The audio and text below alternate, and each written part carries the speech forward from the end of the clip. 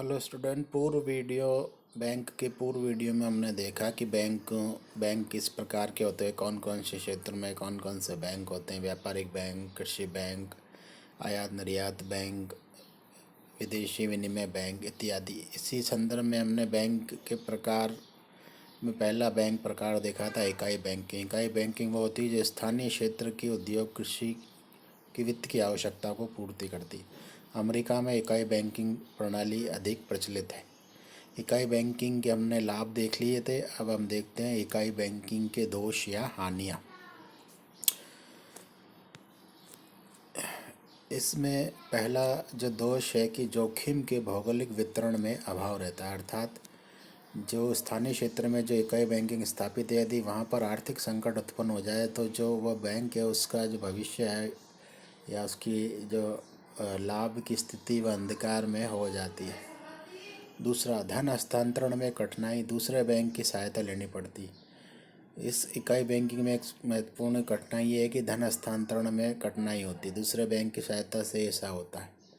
तीसरा है कि इकाई बैंकिंग से असंतुलित विकास होता है, क्योंकि जहाँ पर उद्योग, कृषि विकसित होते हैं वहाँ पर ही इस इकाई बैंकिंग का विकास होता है, अन्य पिछड़े क्षेत्रों में इसका विकास नहीं हो पाता। चौथा, सरकारी नियंत्रण कठिन और व्ययपूर्ण है। इकाई बैंकिंग क्योंकि अलग अलग एक एक यूनिट के बैंक हैं, बहुत से क्षेत्र में फैले हुए स्थानीय रूप से, तो उसका नियंत्रण करना कठिन और व्ययपूर्ण भी रहता है, उस पर काफ़ी व्यय पड़ता है। पांचवा है, बड़े पैमाने के लाभों से वंचित रहना पड़ता है। ये इकाई बैंकिंग छोटे पैमाने पर काम करते हैं, तो बड़े पैमानों के लाभ से ये वंचित रहते हैं। छठा है, असंतुलित विकास होने से विभिन्न क्षेत्रों में ब्याज दरों में अंतर भी इसमें पाया जाता है। विभिन्न क्षेत्रों में जो इकाई बैंकिंग होते हैं वहाँ पर विकास की जो स्थिति होती है, कोई अधिक विकसित क्षेत्र होता है, कोई कम विकसित क्षेत्र होता है, तो ब्याज दरों में भी वहाँ पर अंतर पाया जाता है।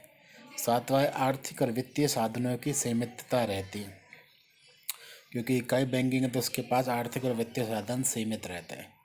दूसरा जो बैंकिंग का मेन प्रकार है वो है शाखा बैंकिंग या ब्रांच बैंकिंग। एक बैंकिंग कंपनी की अनेक शाखाएं देश के विभिन्न क्षेत्रों में या विभिन्न भागों में फैली होती हैं।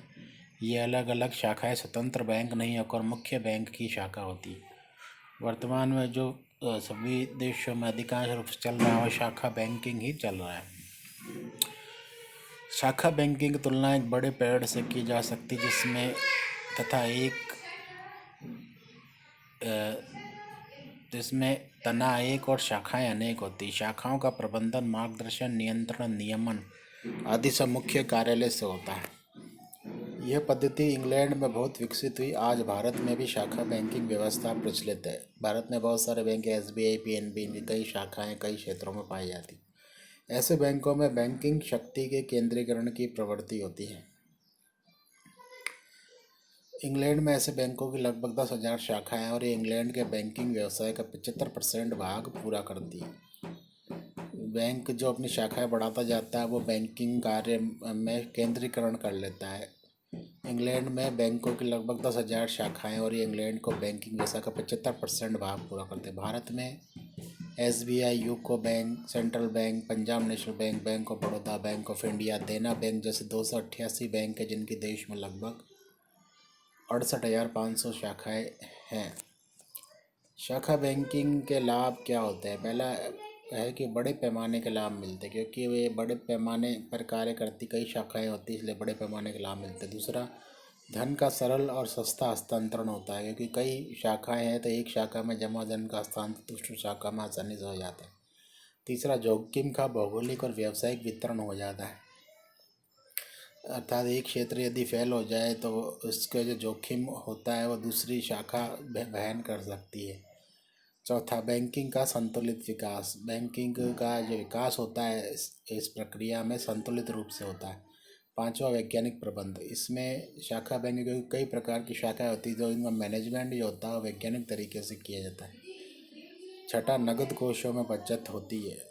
जो इनके नगद कोष होते हैं इन बैंकों के, उनमें बचत बहुत भारी मात्रा में पाई जाती है। आसान धन हस्तांतरण होने से साख के मुकाबले कम नगद कोष रखने पड़ते हैं, अतः ये जो बैंक होते हैं वो कम नगद कोष रखते हैं और अधिक मात्रा में ऋण उपलब्ध कराते हैं। सातवां है, साधनों का कुशल विनियोग।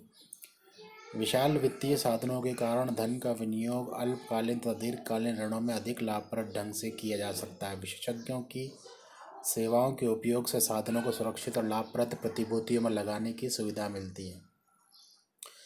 शाखा बैंकिंग में साधन अधिक होते हैं, अतः अल्पकालीन दीर्घकालीन ऋण सभी के ऋण दिए जा सकते हैं। सेवाओं का उपयोग विशेषज्ञ भी होते हैं जिसकी सेवाओं का उपयोग किया जा सकता है, और प्रतिभूतियों में भी साधन लगाए जा सकते हैं।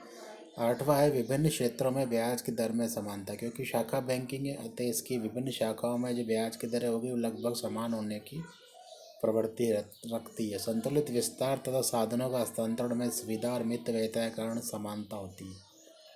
तो ब्याज दर में समानता और साधनों के हस्तांतरण में सुविधा और मित व्ययता के कारण कई प्रकार की समानताएं शाखा बैंकिंग में पाई जाती है।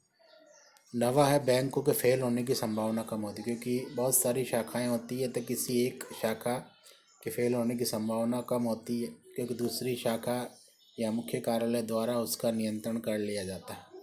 10वां सरकारी नियंत्रण में सुविधा हो जाती है। शाखा बैंकिंग के दोष और हानि क्या है? पहला, इसका प्रबंध और निरीक्षण में कठिनाई होती है। क्योंकि बहुत सारी शाखाएं होती है तो उसका मैनेजमेंट करना और उसका इंस्पेक्शन करना कठिनाईपूर्ण होता है। बार बार कार्य किया जाता है मैनेजमेंट निरीक्षण का। दूसरा, अनुचित और आर्थिक प्रतियोगिता। विकसित स्थानों पर तो अनेक बैंकों की शाखाएं परस्पर प्रतियोगिता करती है, जबकि पिछड़े क्षेत्र बैंकिंग सुविधाओं से वंचित रह जाते हैं। यहाँ पर शाखा बैंकिंग में ये होता है कि जिस इस विकसित स्थान पे यदि बैंकों की अनेक शाखाएं तो वह आपस में परस्पर प्रतियोगिता करती है। पिछड़े क्षेत्रों में जो बैंकिंग सुविधा नहीं है वहाँ पर पिछड़े क्षेत्र जो है वो बैंकिंग सुविधा से वंचित रह जाते हैं। तीसरा, एकाधिकारी प्रवृत्ति और केंद्रीकरण को बढ़ावा। क्योंकि एक ही बैंक की अनेक शाखाएं बनती जाती है तो इससे एकाधिकारी प्रवृत्ति और केंद्रीकरण को बढ़ावा मिलता है। चौथा, स्थानीय कोषों का बड़े बड़े स्थानों और उद्योग पर उपयोग। बैंक ग्रामीण क्षेत्र की शाखाओं में एकत्रित जमा धन को उद्योग और व्यापार प्रधान क्षेत्रों में हस्तांतरित कर छोटे और पिछड़े क्षेत्रों की अपेक्षा करते हैं। बैंक जो होते हैं वो ग्रामीण क्षेत्र के लोगों से बचत या जमा राशि प्राप्त करते हैं तथा उस जमा राशि को विकसित क्षेत्र जो होते हैं वहाँ पर विनियोग करते हैं। छोटे पिछड़े क्षेत्र की वो अपेक्षा कर देते हैं। 5वां, बैंकिंग व्यवसाय में लोच का अभाव। सभी शाखाओं में समान नियम होने से बैंकिंग व्यवसाय में आवश्यक लोच का अभाव पाया जाता है। 6वां, व्ययपूर्ण प्रणाली। शाखाओं की अनेकता होने से समन्वय, निरीक्षण और अलग अलग शाखाओं के लिए कम कार्य होने पर भी स्टाफ रखना अधिक खर्चीला हो जाता है, परंतु छोटे पैमाने जितना खर्चीला नहीं हो सकता। बैंकों की विफलता। एक बैंक फेल होने पर संपूर्ण बैंकिंग प्रणाली को हानि हो जाती है। ये है शाखा बैंकिंग के हानियाँ। अब तीसरा एक प्रकार और है जिसे कहते हैं श्रृंखला या माला बैंकिंग। जिस प्रकार एक माला होती है इस प्रकार से एक श्रृंखला होती है बैंक की। इस प्रणाली में दो या दो से अधिक बैंकों पर एक ही व्यक्ति या व्यक्तियों के किसी एक वर्ग का अधिकार होता है। यानी कुछ बैंक होते हैं दो से ज़्यादा, उस पर एक ही व्यक्ति या व्यक्तियों के किसी एक ही वर्ग का अधिकार होता है। यह प्रणाली अमेरिका में 1920 के आसपास बहुत प्रचलित रही। 1925 में वहाँ 933 बैंक केवल 133 कंपनियों के अधिकार में थे। 1930 की आर्थिक मंदी से इनको भारी धक्का पहुँचा था। गुण। इस व्यवस्था में इकाई और शाखा बैंकिंग दोनों के लाभ गुण पाए जाते हैं। पहला है वित्तीय साधनों का पूर्ण उपयोग होता है। दूसरा, मैनेजरों की सेवाओं का समन्वित उपयोग होता है। क्योंकि दो से ज़्यादा बैंक होते हैं तो मैनेजर जो होता है दो से ज़्यादा बैंकों को मैनेज कर लेता है। कार्य संचालन में मितव्ययता रहती है। जोखिम का विविधीकरण हो जाता है क्योंकि अलग अलग 2-3 बैंक होने से जोखिम बढ़ जाता है। केंद्रीय नियंत्रण में विफलता पाई जाती है। इसका केंद्रीय नियंत्रण करना कठिन होता है। दोष क्या है? इनमें बैंकों पर एक ही वर्ग का अधिकार होने से बैंकिंग कार्यों में स्थानीय आवश्यकता अनुसार लोच का अभाव होता है। क्योंकि एक ही वर्ग का अधिकार होता है तो स्थानीय आवश्यकता की देखते हुए एक बैंक अपना स्वयं का निर्णय नहीं ले सकता। उसे वर्ग पर एक ही वर्ग जो उस पर अधिकार रखता है उसकी अनुमति से निर्णय लेना होता है। दूसरा, सट्टेबाजी को प्रोत्साहन इसमें मिलता है। तीसरा, निरीक्षण कार्य में कठिनाई आती है। चौथा, संबंधित अधिकारियों में धोखेबाजी पाई जाती, क्योंकि दो या दो से ज़्यादा बैंक है और वही के अधिकार के अंतर्गत है, तो जो अधिकारी होते हैं वो धोखे से या बेईमानी से थोड़ा कार्य करते हैं। ये इसका दुर्गुण है। एक और प्रकार है समूह या वर्गीय बैंकिंग, ग्रुप बैंकिंग। इस प्रणाली में दो या दो से अधिक बैंकों का कार्य संचालन और स्वामित्व एक संघ या मंडल के अंतर्गत होता है। 1920 से 1925 में अमेरिका में विकसित हुई शाखा और इकाई बैंकिंग के गुणों का सम्मिश्रण होता है। यानी ये शाखा और इकाई बैंक के गुणों का सम्मिश्रण है। संचालन और स्वामित्व एक ही संघ द्वारा होने से मितव्ययता, धन हस्तांतरण में सुविधा, हिसाब किताब में एकरूपता पाई जाती, परंतु एकाधिकार स्वामित्व के दोषों का प्रादुर्भाव इसमें हो जाता है, क्योंकि एक ही संघ के अंतर्गत है ये समूह बैंकिंग।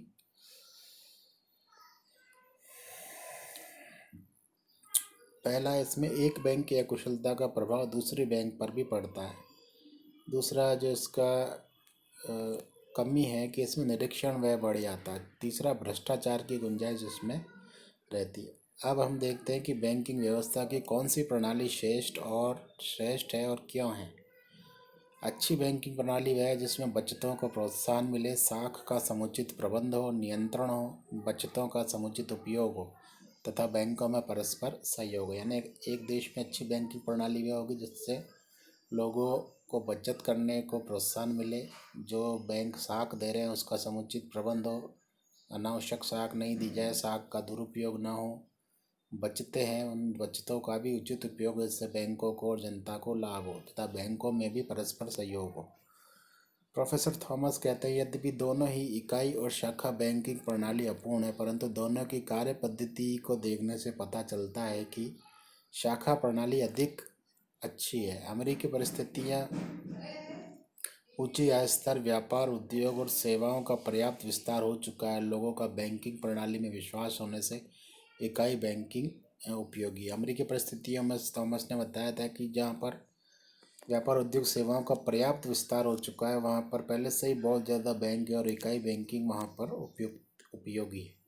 परंतु भारत में जहाँ निम्न आय स्तर है, बैंकिंग प्रणाली और आदत का कम विकास है, बैंकों के पास पर्याप्त व्यवसाय का अभाव में शाखा बैंकिंग ज़्यादा उपयुक्त है।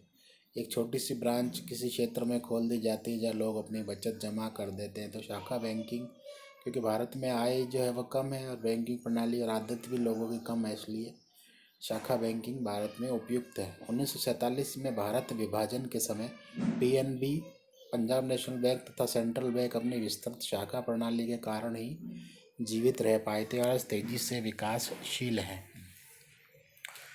एक अच्छी बैंकिंग प्रणाली की विशेषताएं क्या होनी चाहिए एक देश में, देखते हैं कि देश की अर्थव्यवस्था की परिस्थितियों के अनुकूल बैंकिंग प्रणाली होनी चाहिए। दूसरा, बचत, संग्रह और पूंजी निर्माण को बैंकिंग प्रणाली से प्रोत्साहन मिलना चाहिए। तीसरा, बैंकिंग प्रणाली में वित्तीय साधनों की पर्याप्तता हो। चौथा, बैंकिंग प्रणाली साख का समुचित नियंत्रण कर पाए। पांचवा, बैंकिंग प्रणाली में आपस में समन्वय हो, विभिन्न बैंकों के कार्यों में आपस में समन्वय हो।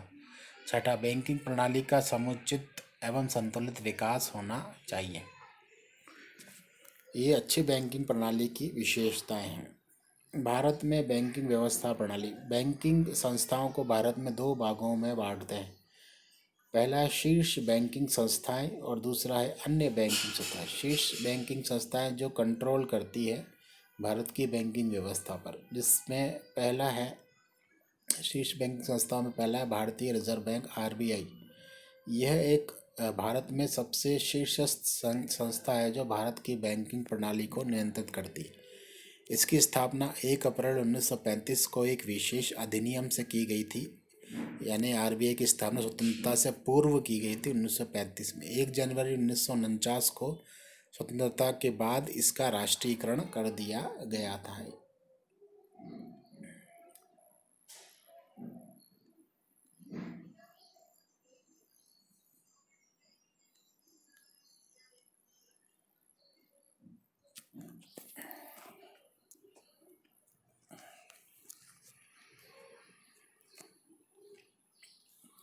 भारत में बैंकिंग व्यवस्था का एक चार्ट द्वारा दर्शाया गया है, जिसमें ए दो भागों में बांटा गया है बैंकिंग व्यवस्था को। पहला शीर्ष बैंकिंग संस्थाएं ए, और दूसरा भारत की अन्य बैंकिंग संस्थाएं बी।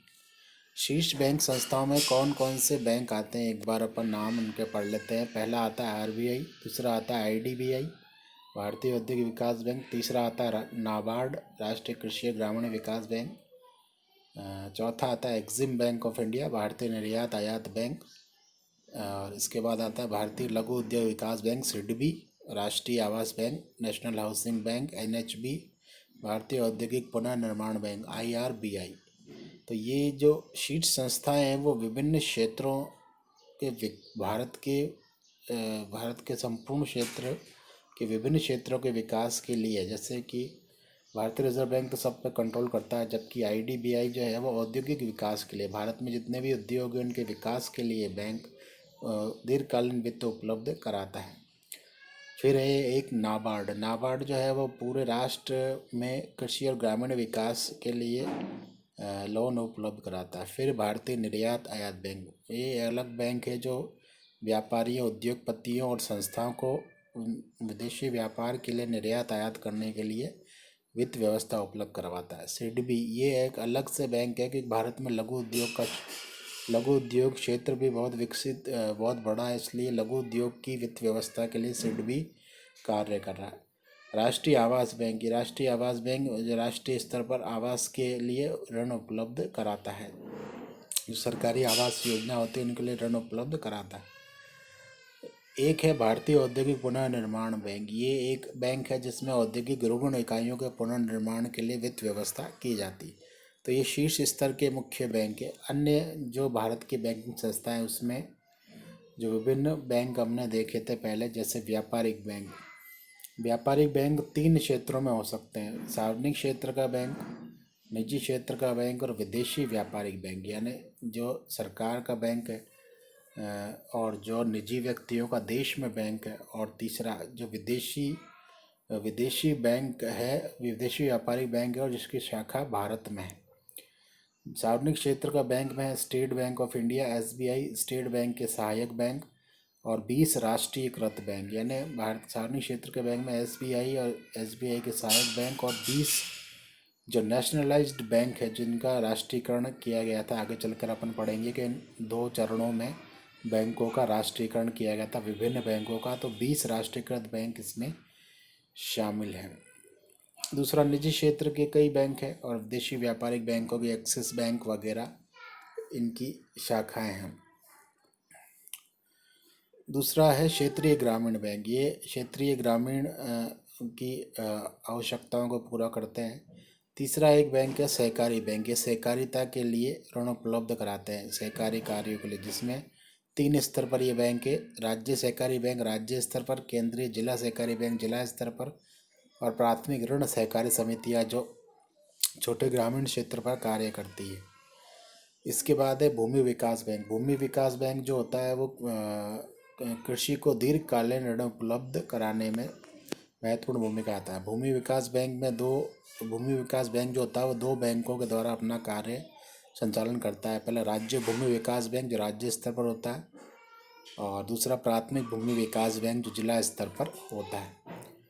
इसके अलावा औद्योगिक विकास के लिए अलग बैंक है, जैसे अखिल भारतीय स्तर पर जो बैंक है और राज्य स्तरीय बैंक है। अखिल भारतीय स्तर पर भारतीय औद्योगिक वित्त निगम आईएफसीआई, भारतीय औद्योगिक साख और विनियोग निगम आईसीआईसीआई लिमिटेड, और राज्य स्तरीय बैंक है राज्य वित्त निगम एसएफसी और राज्य औद्योगिक विकास निगम एसआईडीसी, स्टेट इंडस्ट्रियल डेवलपमेंट कॉरपोरेशन एसआईडीसी, राज्य औद्योगिक विकास निगम।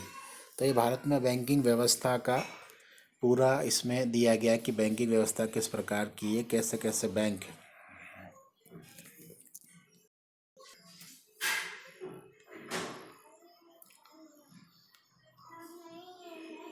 सबसे पहले हम देख रहे हैं शीर्ष बैंक में। शीर्ष बैंक में हमने देखा कि आरबीआई को 1 अप्रैल 1935 से स्थापित किया गया है और 1949 को इसका राष्ट्रीयकरण किया गया है। आरबीआई जो है देश का महत्वपूर्ण केंद्रीय बैंक है, वो क्या कार्य करता है? सबसे महत्वपूर्ण जो कार्य है वो नोट का निर्गमन करना है, यानी नोट को मार्केट में लाना, इसका कार्य आरबीआई करता है। दूसरा, बैंकों का बैंक अंतिम ऋणदाता और मार्गदर्शक है। सभी बैंकों पर आरबीआई के जो नियम कायदे होते हैं उनसे वो नियंत्रण करता है। तीसरा, बैंकों की साख का नियंत्रण करता है एवं मौद्रिक नीति का संचालन। जो आरबीआई है वो देश में बैंक की साख को नियंत्रित करता है। अगर आरबीआई चाहता है कि साख कम हो जाए तो ब्याज दर को बढ़ा देता है, और आरबीआई चाहता है कि साख ज़्यादा ऋण ज़्यादा दिए जाने चाहिए लोगों को, तो बैंक दर कम कर देता है। और मौद्रिक नीति का संचालन करता है। मौद्रिक नीति का संचालन इसलिए करता है क्योंकि ये नोट निर्गमित करता है, और नोट निर्गमन से विभिन्न आर्थिक क्षेत्रों पर प्रभाव पड़ता है। इसलिए मौद्रिक नीति अपनाता है कि मौद्रिक नीति किस प्रकार की होनी चाहिए और किस प्रकार से ऋण का दिया जाना चाहिए, कितने नोट निर्गमन किए जाने चाहिए, क्या ब्याज दर होनी चाहिए इत्यादि। इस प्रकार मौद्रिक नीति का संचालन करता है। चौथा, इसका प्रमुख कार्य विदेशी विनिमय कोषों का संरक्षक। जो इसको विदेशी विनिमय मुद्रा प्राप्त होती है उसका ये संरक्षक है।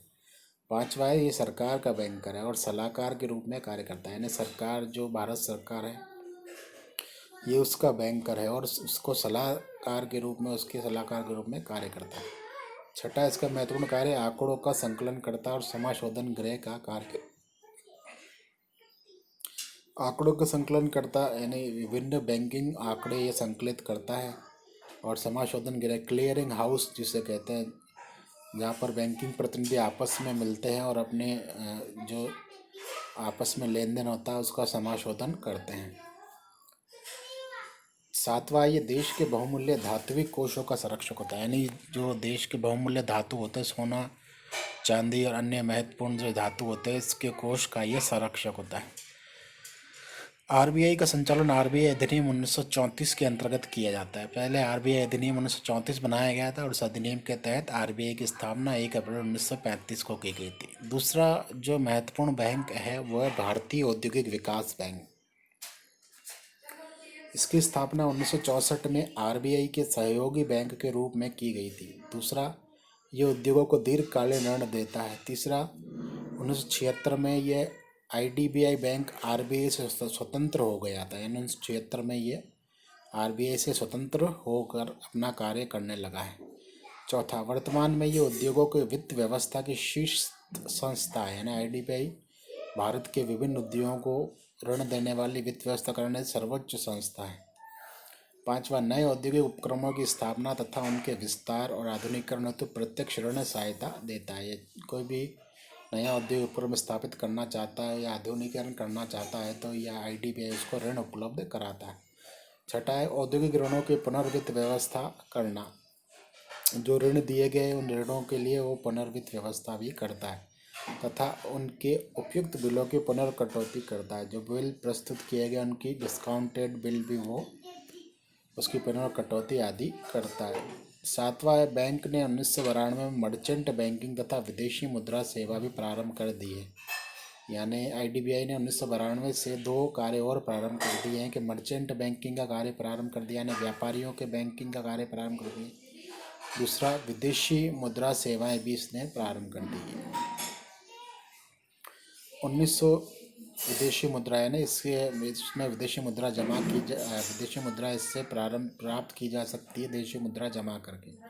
1994 में उद्यम पूंजी निधि या कोष का आरंभ किया। 1994 में इसने एक उद्यमों की पूंजी निधि या कोष भी बनाया है। 1990 में भारतीय लघु उद्योग विकास बैंक की स्थापना के बाद इस बैंक के लघु और लघुतर इकाइयों को ऋण प्रदान करने संबंधित सभी दायित्व सिडबी लखनऊ को है। 1990 में भारतीय लघु उद्योग विकास बैंक की सिडबी की स्थापना लखनऊ में की गई थी।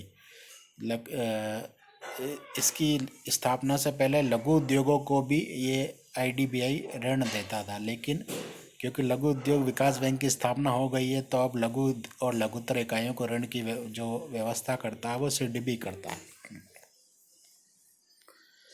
तीसरा जो इम्पोर्टेंट बैंक है वो राष्ट्रीय कृषि और ग्रामीण विकास बैंक, नाबार्ड जिसको कहते हैं, national agriculture bank for rural development इसका फुल फॉर्म है। पहला है, ग्रामीण क्षेत्रों में कृषि और संबंध कार्यों के लिए पुनर्वित्त देने वाला कृषि क्षेत्र का ये शीर्ष बैंक है। यानी ग्रामीण क्षेत्र में कृषि और संबंधित जो कार्य होते हैं उसमें जो ऋण देने वाला ये शीर्ष बैंक है पूरे देश के जो कृषि से संबंधित कार्य हैं। इसकी स्थापना 12 जुलाई 1982 को इसकी स्थापना की गई थी। शिवारमन एक कमेटी बनी थी। शिवारमन कमेटी की सिफारिशों के आधार पर 12 जुलाई 1982 को इसकी स्थापना की गई है। तीसरा, यह बैंक राज्य सरकारों को भी राज्य सहकारी बैंक के अंश खरीदने के लिए 20 वर्ष की अवधि के लिए ऋण दे सकता है। यह बैंक राज्य सरकारों को भी राज्य सहकारी बैंक के अंश खरीदने के लिए 20 वर्ष की अवधि के लिए ऋण दे सकता है, यानी ये 20 वर्ष के लिए राज्य सरकारों को भी ऋण दे सकता है। चौथा, बिलों की पुनर्कटौती करता है और विदेशी भुगतानों को गारंटी भी देता है, यानी विदेशी कोई पेमेंट होता है, किसी को विदेशी मुद्रा में भुगतान चाहिए तो उस भुगतान की गारंटी भी व्यापारियों को ये बैंक देता है, कृषकों को या व्यापारियों को जो कृषि कार्य से संबंधित है। पांचवा, नाबार्ड की स्थापना से देश में पूंजीगत एवं भारी उद्योगों के निर्यात को बढ़ाने में काफ़ी मदद मिली है। जो इसकी स्थापना से पूंजीगत और भारी उद्योगों का जो निर्यात है, क्योंकि ये निर्यात के लिए भी विदेशी भुगतानों की गारंटी देता है, तो उसको बढ़ाने में काफ़ी मदद नाबार्ड से मिली है, कृषिगत जो उपकरण होते हैं उसके निर्यात के लिए। चौथा, भारतीय लघु उद्योग विकास बैंक सिडबी 1990 में आईडीबीआई से पृथक एक संस्था लघु उद्योगों के विकास और विस्तार को स्थापित की। जैसा कि अपन ने ऊपर देखा कि 1990 में सिडबी स्थापित किया गया था। इसका मुख्यालय लखनऊ है, जो लघु उद्योगों के लिए वित्त व्यवस्था करता है।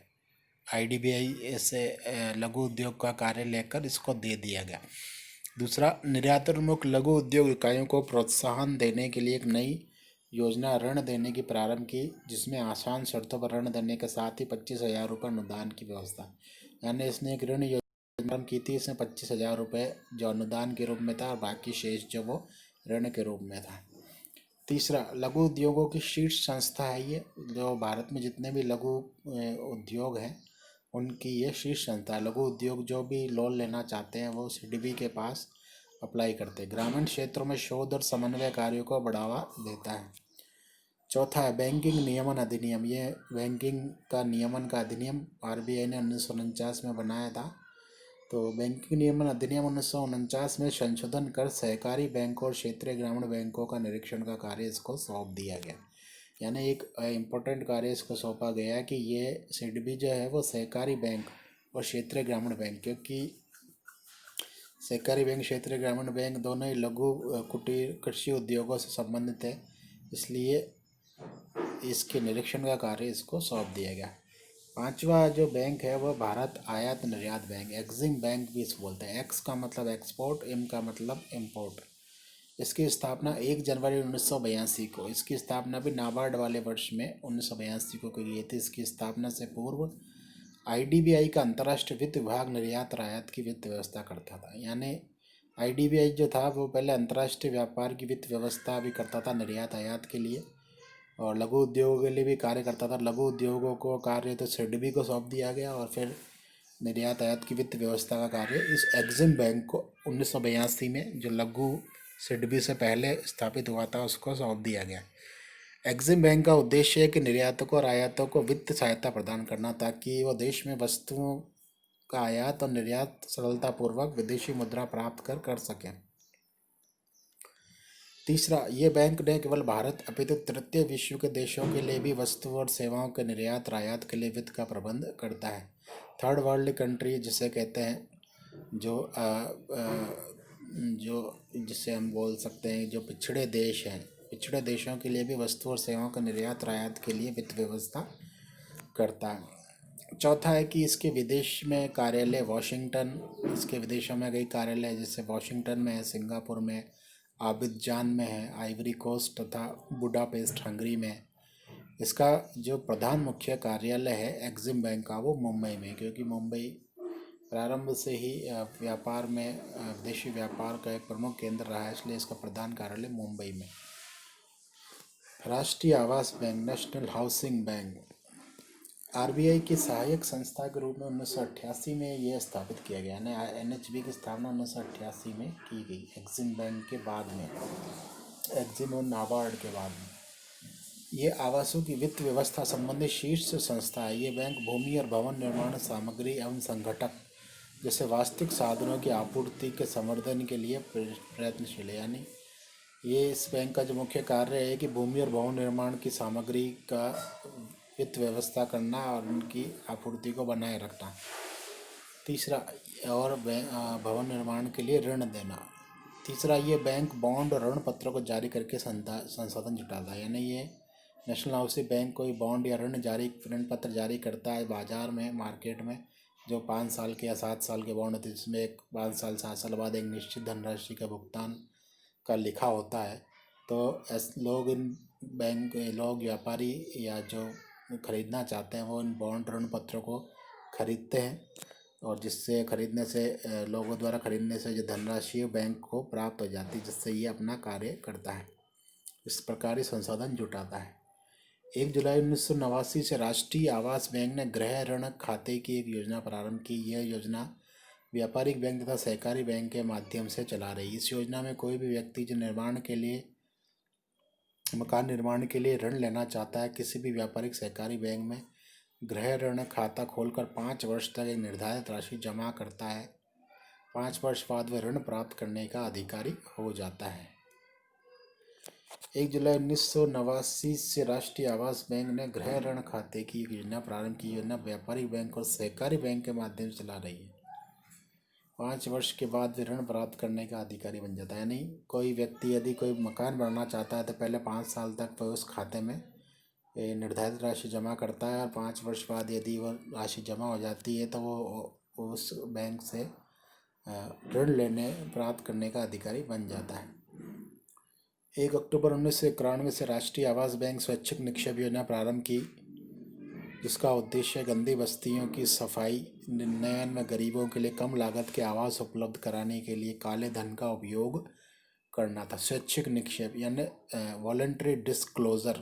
स्वैच्छिक निक्षेप को यदि इंग्लिश में बोला जाए, वॉलंटरी डिस्क्लोज, यानी अपने पास जो काला धन जमा है व्यापारियों के पास या व्यक्तियों के पास, वह स्वैच्छिक रूप से उसको बताएं बैंक को,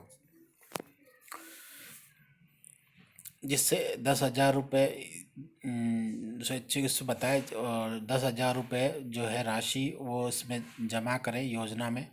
और इस योजना में जो राशि जमा होगी इसका जो उपयोग किया जाएगा गंदी बस्ती की सफाई, उन्नयन, गरीबों के लिए कम लागत के आवास उपलब्ध कराने के लिए किया जाएगा, और जिसके बारे में कोई पूछताछ भी नहीं होगी। यानी कोई व्यक्ति यदि 10,000 रुपये न्यूनतम राशि जमा करना चाहता है या अधिकतम राशि भी जमा करना चाहता है तो वो अपने काले धन की जानकारी दे सकता है। इसके बारे में कोई पूछताछ नहीं होगी।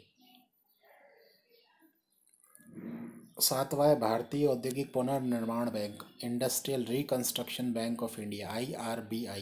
बीमार और बंद औद्योगिक इकाइयों के पुनर्निर्माण के लिए तथा पुनर्स्थापना के लिए वित्त प्रदान करने के लिए 1 अप्रैल 1971 को IRBI की स्थापना की। यानी जो उन सार्वजनिक क्षेत्र की जो मुख्य रूप से सार्वजनिक क्षेत्र की जो औद्योगिक इकाइयाँ थी जो बीमार पड़ रही थी, उनके पुनर्निर्माण के लिए और पुनर्स्थापना के लिए 1 अप्रैल 1971 से RBI की स्थापना की गई।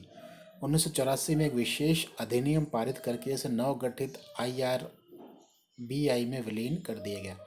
यानी 1984 में विशेष अधिनियम पारित किया गया और इसको नवगठित IRBI में विलीन कर दिया गया।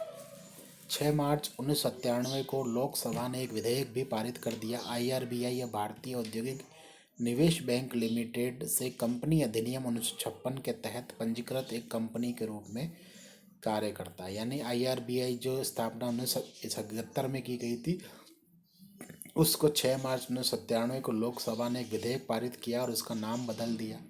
IRBI से उसका नाम बदल दिया IIBIL लिमिटेड, यानी industrial investment bank of India limited से कंपनी अधिनियम के तहत उसे कंपनी बना दिया। लिमिटेड कंपनी LTD इसके पीछे लगा दिया, तो लिमिटेड कंपनी के रूप में वो कार्य करता है। चौथा, इसकी अधिकृत पूंजी 1,000 करोड़ रुपए है तथा इसका मुख्यालय कोलकाता में। IIBIL का जो मुख्यालय है वो कोलकाता में है। इस प्रकार ये एक स्वतंत्र विकास वित्त संस्था है। भारत की अन्य बैंकिंग संस्थाएं, भारत की जो दूसरा स्ट्रक्चर है बैंकिंग का, शीर्ष बैंकिंग से नीचे का जो स्ट्रक्चर है अन्य बैंकिंग संस्थाओं, इसमें सबसे पहला आता है व्यापारिक बैंक। व्यापारिक बैंक वो होते हैं जो ये बैंक संयुक्त पूंजी कंपनी के रूप में कार्यरत होते हैं, यानी इसकी जो पूंजी होती है संयुक्त होती है। दूसरा, व्यापारियों, उद्योगपति, व्यवसायियों अथवा कृषि कार्यों के लिए अल्पकालीन ऋण 3 माह के लिए प्रदान करते हैं। व्यापारिक बैंक जो है वो विभिन्न व्यक्तियों को या व्यवसायियों को 3 माह के लिए अल्पकालीन ऋण देते हैं। तीसरा, ये राशि जमा करते हैं, ऋण देते हैं, ग्राहकों के चेक का संग्रहण करते हैं और भुगतान करते हैं, धन का हस्तांतरण करते हैं, विदेशी मुद्रा की व्यवस्था करते हैं, साख पत्र जारी करते हैं, ग्राहकों को लॉकर्स भी देते हैं, लॉकर्स किसी को चाहिए होता है लॉकर्स भी देते हैं, ग्राहकों के एजेंट के रूप में कार्य करते हैं।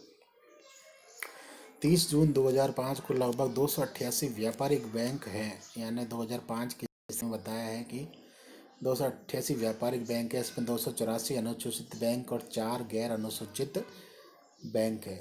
205 में जो 288 व्यापारिक बैंक थे, वर्तमान में संख्या क्योंकि कम हो गई होगी, क्योंकि बैंकों का विलय लगातार सरकार कर रही है एक बैंक का दूसरे बैंक में। जैसा कि आपने कुछ समय पूर्व देखा होगा कि SBB जो बैंक का SBI में विलय कर दिया गया था। तो 2005 की स्थिति के अनुसार 288 व्यापारिक बैंक थे, जिसमें 284 अनुसूचित बैंक और 4 गैर अनुसूचित बैंक थे। अनुसूचित बैंक क्या होता है? शेड्यूल्ड बैंक जिसको कहते हैं, जिसका नाम RBI की द्वितीय अनुसूची में शामिल है, यानी जिसका नाम जो RBI का जो एक्ट है, बैंकिंग एक्ट, उसके द्वितीय सेकंड जो शेड्यूल है उसमें शामिल है। और अनुसूचित बैंक बनने के लिए किसी भी बैंक को निम्नलिखित शर्तें RBI की द्वितीय अनुसूची के अनुसार पूरी करनी होगी। पहला, बैंकों की जो पेड कैपिटल है, यानी प्रदत्त पूंजी, प्रदत्त का मतलब पेड कैपिटल, पूंजी और कोष जो है 5 लाख रुपए से कम नहीं, यानी कोई भी बैंक यदि स्टार्ट होता है तो उसका जो पूंजी और कोष है वो 5 लाख से कम नहीं होना चाहिए, यानी सबसे पहले उसके खाते में 5 लाख रुपए होने चाहिए।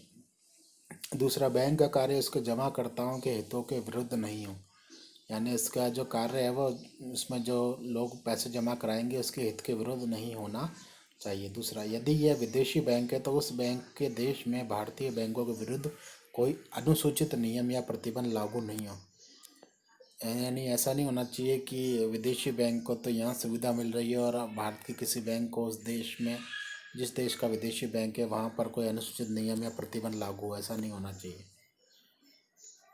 इन बैंकों को RBI ने अग्र सुविधाएं मिलती हैं। पहला, RBI क्या सुविधाएं देता है व्यापारिक बैंकों को?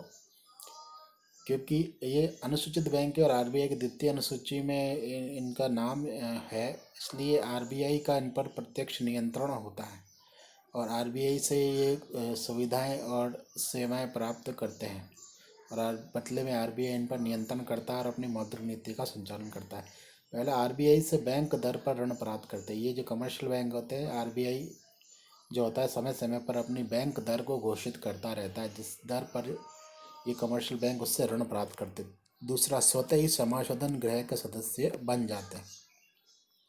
जैसे ही ये RBI की दूसरी सूची में शामिल होते हैं, वो क्लियरिंग हाउस जो होता है RBI का, उसके सदस्य बन जाते हैं। तीसरा, RBI प्रथम श्रेणी के बिलों के लिए पुनर्कटौती सुविधा भी प्रदान करता है, यानी प्रथम श्रेणी के जो इनके बिल होते हैं उनके लिए डिस्काउंट सुविधा भी प्रदान करता है। 30 जून 2005 को 284 बैंक थे, इनकी 68,000 शाखाएं थी। दूसरा है गैर अनुसूचित बैंक, जिनका नाम RBI की द्वितीय अनुसूची में शामिल नहीं है, यानी जो अनुसूचित नहीं है, जिनका नाम RBI की दूसरी अनुसूची में शामिल है। 1969 में 16 बैंक थे ऐसे गैर अनुसूचित, जो घटकर 1991 में केवल 3 रह गए। 30 जून 2005 को गैर अनुसूचित बैंकों की संख्या 4 थी और 23 शाखाएं संचालित कर रहे थे। इन बैंकों को RBI की वह सुविधाएं प्राप्त नहीं होती जो अनुसूचित बैंकों को प्राप्त नहीं थी, क्योंकि ये RBI की सूची में शामिल नहीं, इसलिए। भारत में व्यापारिक बैंकों का वर्गीकरण। अब भारत में जो व्यापारिक बैंक है, कमर्शियल बैंक जितने भी हैं, उनको 3 स्तरों पर संचालित किया जाता है। एक सरकारी स्तर पर, दूसरा निजी स्तर पर, तीसरा विदेशी बैंक। पहला जिसमें है सार्वजनिक क्षेत्र का बैंक, 27 बैंकों का इसमें समावेश करते हैं। इसमें SBI और इसके 7 सहयोगी बैंक, SBI और 7 सहयोगी बैंक ये हो गए, और 19 राष्ट्रीयकृत व्यापारिक बैंक है, इनका पूर्व में राष्ट्रीयकरण किया गया था। इन बैंकों के पास देश की जो टोटल डिपॉजिट है उसका लगभग 92% भाग है, यानी कुल देश मतलब बहुत ही महत्वपूर्ण भाग देश के कुल जमाओं का 92% इन 27 बैंकों के पास है। स्टेट बैंक ऑफ इंडिया और उसके सहयोगी बैंक गोरवाला ग्रामीण साख सर्वेक्षण समिति की सिफारिश पर एक विद्वान थे गोरवाला, वो ग्रामीण साख समिति के अध्यक्ष थे। उसकी सिफारिश पर जुलाई 1955 में इंपीरियल बैंक ऑफ इंडिया का राष्ट्रीयकरण कर स्टेट बैंक ऑफ इंडिया की स्थापना की गई। यानी पहले से एक व्यापारिक बैंक संचालित हो रहा था, इंपीरियल बैंक ऑफ इंडिया, जिसका नाम था। 1955 में गोरवाला जो ग्रामीण साख सर्वेक्षण समिति, इसने सिफारिश की कि इस बैंक को राष्ट्रीयकृत कर लो, तो उसका राष्ट्रीयकरण कर दिया सरकार ने और नया नाम उसको दे दिया स्टेट बैंक ऑफ इंडिया, जिसने ग्रामीण साख में विशेष भूमिका निभाई है। 1955 में एसबीआई की स्थापना हो गई और 1960 के बाद भारतीय राज्यों के 7 बैंकों को सहयोगी बैंक बनाया गया। विभिन्न भारतीय राज्यों के राज्यों के नाम से जो बैंक चल रहे थे, यानी जिस बैंक के पीछे राज्य का नाम था, उन 7 बैंकों को एसबीआई का सहयोगी बना दिया 1960 में, यानी 5 साल बाद। पहला था इसमें एसबीबीजे जैसा पहले बताया कि वर्तमान में तो एसबीबीजे का विलय कर दिया गया और बीच में और इसमें विलय किया गया था। एसबीबीजे जो उसका सहयोगी बैंक था 1960 में state bank of Hyderabad, state bank of Indore, state bank of Mysore, state bank of Patiala, state bank of Saurashtra, state bank of Travancore, यानी जो विभिन्न राज्यों में के विभिन्न शहरों में जो बैंक थे, जिसके नाम से उन सबको 7 बैंकों को एसबीआई का सहयोगी बैंक बना दिया गया। अब इस 7 बैंकों के अलावा 20 राष्ट्रीयकृत बैंक और थे, यानी निजी बैंक चल रहे थे, उनका 2 चरणों में राष्ट्रीयकरण करके उनको सार्वजनिक क्षेत्र का बैंक बना दिया गया है। इनको सार्वजनिक क्षेत्र में ले लिया गया, सरकार ने उन पर अपना नियंत्रण कर लिया। प्रथम चरण था इसका 19 जुलाई 1969 को, जब एक अध्यादेश द्वारा प्रथम 14 निजी बैंकों जिनकी जमाएं 50 करोड़ रुपए से ज़्यादा थी, राष्ट्रीयकरण करके सरकारी स्वामित्व में लिया गया। यानी 19 जुलाई 1969 को एक अध्यादेश सरकार ने निकाला कि जो 14 बैंक है जिसकी जमा 50 करोड़ से ज़्यादा, उसका राष्ट्रीयकरण कर लिया जाएगा। दूसरे चरण में दूसरा अध्यादेश निकाला और 6 और निजी क्षेत्र के बैंक जिनकी कुल जमा 200 करोड़ रुपए से अधिक थी, दूसरा जो अध्यादेश निकाला वो 1980 में निकाला था। 1980 दूसरे अध्यादेश द्वारा 6 और निजी बैंक क्षेत्र के बैंक जिनकी कुल जमा 200 करोड़ रुपए थी से अधिक थी, उनका राष्ट्रीयकरण किया गया। प्रथम चरण में जो राष्ट्रीयकरण या सरकार के अंडर में आने वाले जो बैंक बन गए थे वो थे PNB, Punjab national bank, CBI central bank of India, UCO bank, bank of Baroda, bank of India, Canara bank, syndicate bank, Dena bank, union bank of India, Indian bank, Allahabad bank, bank of Maharashtra, Indian overseas bank. द्वितीय चरण में जो बैंकों का राष्ट्रीयकरण किया गया, सरकारी नियंत्रण में लिया गया, वो था Vijaya bank, Andhra bank, Punjab and Sindh bank, new bank of India, corporation bank, OBC bank. New bank of India का विलय पंजाब नेशनल बैंक में होने से 20 राष्ट्रीयकृत बैंक थे, इनकी संख्या घटकर 19 रह गई। दूसरा जो प्रकार है व्यापारिक बैंक का, वो निजी क्षेत्र है, जो निजी व्यक्तियों या संस्थाओं द्वारा स्थापित संयुक्त पूंजी बैंकर के रूप में कार्य करे। इसमें राजस्थान बैंक ऑफ राजस्थान जैसे 29 बैंक शामिल है। बैंक ऑफ राजस्थान का आपने नाम सुना होगा, इसमें 29 बैंक ऐसे शामिल है और 30 जून 2005 को इसकी 6121 शाखाएं थी। तो ये निजी क्षेत्र के बैंक है जो निजी व्यक्तियों द्वारा संचालित किए जाते हैं। तीसरा है विदेशी व्यापारिक बैंक। विदेशी बैंकों की शाखाओं का इसमें समावेश है जो भारत में कार्य कर रहे हैं। 30 सितंबर 2006 में इन बैंकों की संख्या 29 थी। विदेशी व्यापारिक बैंक जो हमारे देश में कार्य कर रहे थे, 29 बैंक कार्य कर रहे थे, जिसकी भारत देश में कुल 258 शाखाएं थी। WTO यानी विश्व व्यापार संगठन के साथ किए गए समझौते के अनुसार विदेशी बैंकों की कम से कम 12 शाखाओं की स्थापना की अनुमति प्रतिवर्ष रिजर्व बैंक को प्रदान करनी है। यानी प्रतिवर्ष जब से समझौता लागू हुआ 1 जनवरी 95 से जब से WTO अस्तित्व में आया और समझौता लागू किया गया, तब से प्रतिवर्ष कम से कम 12 शाखाओं की स्थापना की अनुमति रिजर्व बैंक को देनी है, विदेशी बैंक की शाखाओं की। इसलिए 1995 के बाद से 2006 तक जो विदेशी बैंक थे जो यहाँ बैंक स्थापित करना चाहते थे, उनकी संख्या में बढ़ोतरी हुई।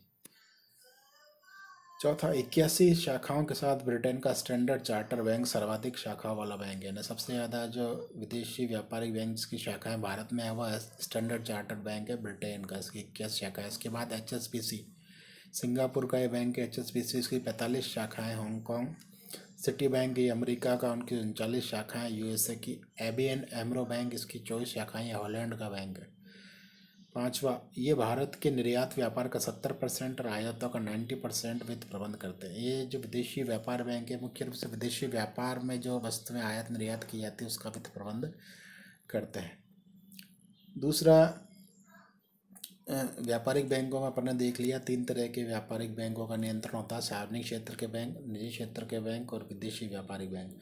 अब दूसरा एक बैंक का प्रकार जो इम्पोर्टेंट है वो है क्षेत्रीय ग्रामीण बैंक, यानी ग्रामीण क्षेत्र के विकास के लिए जो बैंक स्थापित किए गए। रीजनल रूरल बैंक कहते हैं इसको, RRB, रीजनल रूरल बैंक। पहला, दूर दराज के ग्रामीण क्षेत्रों के उन लोगों को बैंकिंग सुविधाएं पहुंचाने के उद्देश्य से स्थापना की गई जहां ये सुविधाएं अब नहीं है, यानी ऐसे ग्रामीण क्षेत्र जब लोगों को बैंक सुविधा उपलब्ध नहीं है वहाँ यह स्थापना की गई थी। दूसरा, इसका मूल उद्देश्य था समाज के उन कमज़ोर वर्ग के लोगों को रियायती दर पर ऋण उपलब्ध कराना तथा ग्रामीण बचत जुटाकर उत्पादक कार्यों में लगाना। यानी मूल उद्देश्य था कि कमज़ोर वर्गों को कम ब्याज दर पर ऋण उपलब्ध कराना और ग्रामीण क्षेत्र की बचत को जुटाकर उत्पादक कार्यों में लगाना।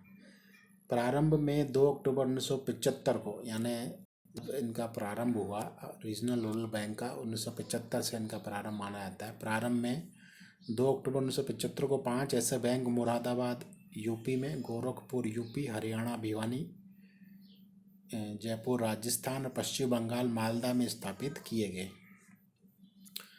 फिर इसके बाद इसकी शाखाएं बढ़ाते गए। 30 जून 2009 को 15,199 शाखाएं RRB की थी, यानी 1975 से 2009 तक जो शाखाएं उसकी बढ़ गई थी वो 15,199 थी, जिसमें से 76% जो शाखाएं थी वो ग्रामीण क्षेत्र में थी। यानी जो अधिकांश, क्योंकि नाम से ही पता है कि रूरल बैंक है तो इसके अधिकांश शाखा ग्रामीण बैंक में, तथा व्यापारिक बैंकों द्वारा दिए गए कुल ग्रामीण साख में 37% का योगदान देती। यानी व्यापारिक बैंक जो ग्रामीण क्षेत्र को ऋण देते हैं उस ऋण में ये 37% का योगदान देती है, यानी वो उनके साथ मिलकर ये ऋण देती है। पांचवा, सिक्किम और गोवा को छोड़कर सभी राज्यों में RRB कार्यरत है। सिक्किम और गोवा 2 ऐसे है राज्य जहाँ पर RRB नहीं है। केलकर समिति की सिफारिशों के बाद अप्रैल 1987 के बाद में कोई RRB नहीं खोला गया, यानी जितने RRB 1987 तक बन गए थे उसके बाद कोई RRB 1987 के बाद नहीं खोला गया केलकर समिति की सिफारिश पर। RRB का जो स्वामित्व होता है वह भारत सरकार, संबंधित राज्य सरकार और इनके प्रवर्तक बैंक के पास होता है। यानी 3 इसके जो स्वामित्व हैं, भारत सरकार, संबंधित राज्य सरकार और इसका जो प्रवर्तक बैंक है RRB का उसके पास। नरसिम्हन समिति ने बैंकिंग सुधारों के लिए नरसिम्हन समिति बनाई थी। नरसिम्हन समिति ने इन बैंकों को सक्षम बनाने हेतु सभी प्रकार के बैंकिंग कार्यों करने की सिफारिश की। नरसिम्हन समिति ने कहा था कि इन बैंकों को केवल ग्रामीण साख के लिए कार्य नहीं किया जाना बल्कि सभी प्रकार के बैंकिंग कार्य करने चाहिए, तभी ये सक्षम बन पाएंगे। 7वां, 31 अगस्त 2006 तक 134 क्षेत्रीय ग्रामीण बैंकों को मिलाकर 42 नए बैंक गठित किए गए। यानी 134 क्षेत्रीय ग्रामीण बैंकों को मिलाकर 42 नए बैंकों को गठित कर दिया गया, जिससे अब जो है उनकी संख्या जो है घटकर 196 से घटकर 104 RRB हो गई है। यानी कुल वर्तमान में देश में 104 RRB कार्यरत है। सहकारी बैंक, वाणिज्यिक बैंकों का गठन संसद द्वारा पारित अधिनियम से होता है। जो व्यापारिक बैंक है वो उसका गठन संसद द्वारा पारित अधिनियम से होता है, जबकि सहकारी बैंक जो होते हैं वो राज्यों द्वारा बनाए गए सहकारी समिति अधिनियम द्वारा स्थापित किए गए। यानी सहकारी बैंक का जो स्थापना होती है उस राज्य द्वारा बनाए गए सहकारी समिति अधिनियम द्वारा होती है। सहकारी बैंक 3 स्तर पर कार्य करते हैं। राज्य स्तर पर राज्य सहकारी बैंक कहलाता है, जिला स्तर पर केंद्रीय सहकारी बैंक कहलाता है या जिला सहकारी बैंक कहलाता है, ग्राम स्तर पर इसको प्राथमिक ऋण समितियां कहते हैं। ये त्रिस्तरीय ढांचा होता है सहकारी बैंकों का प्रत्येक राज्य में जहां पर इसकी स्थापना की गई है। तीसरा, आरबीआई और केंद्रीय सहकारी बैंक एवं प्राथमिक ऋण समिति आरबीआई और केंद्रीय सहकारी बैंक एवं प्राथमिक ऋण समितियों के मध्य राज्य सहकारी बैंक एक कड़ी है। आरबीआई और केंद्रीय सहकारी बैंक और प्राथमिक ऋण समितियों के मध्य राज्य सहकारी बैंक एक कड़ी, यानी आरबीआई और केंद्रीय सहकारी बैंक और प्राथमिक ऋण समिति के मध्य राज्य सहकारी जो बैंक है वो कड़ी है। सहकारी बैंक का कार्य क्षेत्र सीमित है।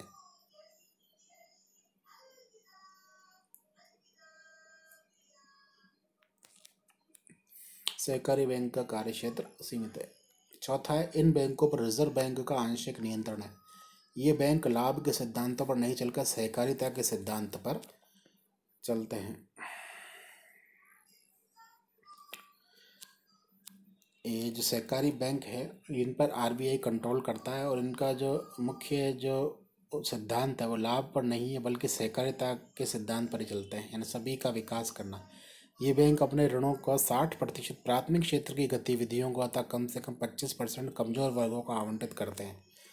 यानी ये अपने कुल जो लोन देते हैं उसका 60% प्राथमिक क्षेत्र की जो गतिविधियां होती है, प्राथमिक यानी कृषि मत्स्य पशुपालन क्षेत्र की जो गतिविधियां होती है उसमें, और कम से कम 25% जो होता है कमजोर वर्गों को, अनुसूचित जाति जनजाति महिलाओं वर्ग को प्रदान करते हैं।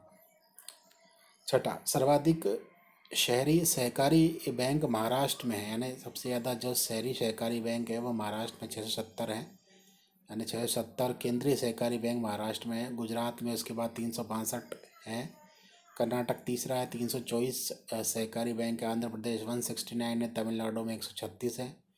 30 मार्च 2001 के अनुसार देश में 30 राज्य सहकारी बैंक थे, यानी देश में जो 30 राज्य हैं, देश में जो वर्तमान में उस समय जो 30 राज्य थे उस 30 राज्यों में सहकारी बैंक कार्यरत थे, कुछ राज्यों को छोड़कर। अधिकांश राज्यों में 99% राज्यों में सहकारी बैंक कार्यरत थे। साथ अल्पकालीन और मध्यमकालीन ऋण देते हैं। ये जो इनका ऋण देने का प्रकार है, दीर्घकालीन ऋण नहीं देते क्योंकि दीर्घकालीन ऋण जो देता है वो भूमि विकास बैंक देता है। अल्पकालीन मध्यकालीन ऋण देते हैं। जो इसकी पुनर्वित्त व्यवस्था है वो नाबार्ड से राज्य सहकारी बैंकों की जाती है। राज्य सहकारी बैंक केंद्र सहकारी बैंक को करता है और केंद्र सहकारी बैंक प्राथमिक समितियों को करता है। क्योंकि जो नाबार्ड है वो भारत के कृषि क्षेत्र को, भारत की संपूर्ण भारत क्षेत्र के कृषि क्षेत्र को ऋण उपलब्ध कराने की प्रमुख शीर्षस्थ संस्था है, तो वो इसकी पुनर्वित्त व्यवस्था करता है। राज्य सहकारी बैंक को वो लोन देता है, राज्य सहकारी बैंक केंद्र सहकारी बैंक को देता है और केंद्र सहकारी बैंक प्राथमिक समितियों को देता है। चौथा जो बैंक का प्रकार है वो है भूमि विकास बैंक। भूमि विकास, जैसा कि नाम से ही पता चल रहा है कि भूमि का विकास। अब भूमि का जब विकास करना होगा तो इस लोन भी अधिक लंबे समय के लिए चाहिए होगा। इन्हें भूमि विकास बैंक बंधक बैंक भी कहते हैं। किसानों को भूमि खरीदने, भूमि पर स्थायी सुधार करने अथवा पुराने ऋणों का भुगतान करने के लिए, जो पहले ऋण लिए गए उनको भुगतान करने के लिए दीर्घकालीन ऋणों की आवश्यकता होती है, यानी ऐसे ऋण जो लंबे समय में चुकाए जाते हैं। भूमि विकास बैंक 2 स्तर पर कार्य करते हैं। राज्य स्तर पर केंद्रीय भूमि विकास बैंक और जिला स्तर पर प्राथमिक भूमि विकास बैंक। 2 इसके जो स्तर है भूमि विकास बैंक के, राज्य स्तर पर केंद्रीय भूमि विकास बैंक, जिला स्तर पर प्राथमिक भूमि विकास बैंक। तीसरा है कि जम्मू कश्मीर एवं उत्तर प्रदेश में ढांचा एक ही है ना, जम्मू कश्मीर उत्तर प्रदेश में एक ही भूमि विकास बैंक है। 1929 में मद्रास में केंद्रीय भूमि बंधक बैंक की स्थापना से इन बैंकों की स्थापना शुरू हुई। यानी ये बैंक भी बहुत पुराने हैं क्योंकि 1929 में मद्रास में जो केंद्रीय भूमि बंधक बैंक प्रथम स्थापित किया गया था उससे इनकी स्थापना शुरू हुई थी। पूंजी के स्रोत, इसकी जो पूंजी है वो कहाँ से आती है? भूमि बंधक बैंक की पूंजी जो है, पहला तो अंश पूंजी जो भी अपने शेयर जारी करती है, ये मार्केट में बैंक अपने सारे शेयर जारी करती है, शेयर जो बेचती है और बेचने के फलस्वरूप जो पूंजी प्राप्त होती है उसकी अंश पूंजी होती है। दूसरा सुरक्षित कोष, इसका जो सुरक्षित कोष भी होता है। तीसरा जमा राशि, जो लोग इसमें जमा राशियाँ करते हैं। चौथा ऋण पत्र और ऋण, ये जो है ये इसकी बैंक के पूंजी बनाने वाले स्रोत हैं। पांचवा है, इन बैंकों के ऋण पत्र दीर्घकालीन अवधि यानी 25 वर्ष के होते हैं। यानी इन बैंकों का जो डिबेंचर जिसको कहते हैं, ऋण पत्र इसको कहते हैं, 25 साल के होते हैं ना। एक जिसमें वर्तमान में यदि कोई व्यक्ति या कोई संस्था ऋण पत्रों को खरीदती है तो 25 साल के बाद में उसे निर्धारित राशि जो ऋण पत्र में उल्लेखित होती है उसे मिलने की गारंटी होती है, जिससे वो अपनी ऋण पत्रों को बेचकर बैंक अपनी जो है पूंजी जुटाता है। इसमें आरबीआई, व्यापारिक बैंक, सहकारी बैंक, जीवन बीमा निगम तथा केंद्र राज्य सरकारें निवेश करती हैं। यानी जो इसके ऋण पत्र हैं भूमि विकास बैंक के, उसमें महत्वपूर्ण बड़े बड़े संस्थान निवेश करते हैं। आरबीआई है, व्यापारिक बैंक है, सहकारी बैंक है, जीवन बीमा निगम है, केंद्र राज्य सरकारें आदि है। छठा, किसानों की अचल संपत्ति को बंधक रखकर ऋण प्रदान करते हैं। साधारणतः प्रतिभूति के मूल्य का 50% ऋण दिया जाता है। यानी ये गारंटी रखते हैं। किसानों के पास कोई मान लो उनको दीर्घकालीन ऋण लेना हो तो कोई उनके पास यदि संपत्ति हो, भूमि का टुकड़ा हो, अलग से कोई टुकड़ा हो, तो उसको बंधक रखकर यानी प्रतिभूति रखकर जो उसका मूल्य होता है प्रतिभूति के मूल्य का, यानी मान लो कोई 10 लाख रुपए की कोई ज़मीन है तो उसका 50% जो ऋण 5 लाख रुपए ये देते हैं। पाँचवा, 5 लाख रुपए ऋण देते हैं और उसकी जो ब्याज दर होती है कम होती है और दीर्घकाल में ये ऋण कृषक द्वारा चुकता किया जाता है। पांचवा है औद्योगिक विकास बैंक। उद्योगों की वित्त व्यवस्था हेतु शीर्ष संस्था के रूप में भारत में आईडीबीआई सिडबी है। यानी आईडीबीआई तो लघु और मध्यम, आईडीबीआई तो वृहत और मध्यम उद्योगों का अब वित्त व्यवस्था कर रहा है, क्योंकि लघु उद्योगों के लिए सिडबी की स्थापना 1990 में कर दी गई थी और उसका मुख्यालय लखनऊ में। इसके अलावा राष्ट्रीय स्तर पर 2 और वित्तीय संस्थान हैं जो उद्योग की वित्त व्यवस्था करते हैं। राष्ट्रीय स्तर पर है, पहला है भारतीय औद्योगिक वित्त निगम, Indian financial investment financial corporation of India, industrial financial